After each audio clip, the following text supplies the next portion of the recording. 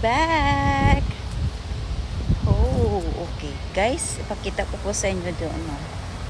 Yung falls. So, ito ay fake lang siya.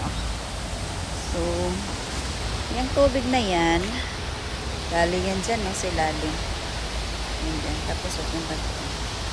So, it's not real na falls. Parang fake lang siya.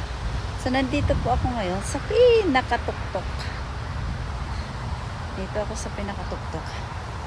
Ay, ang ganda naman. Napaka-refresh. Fresh. There.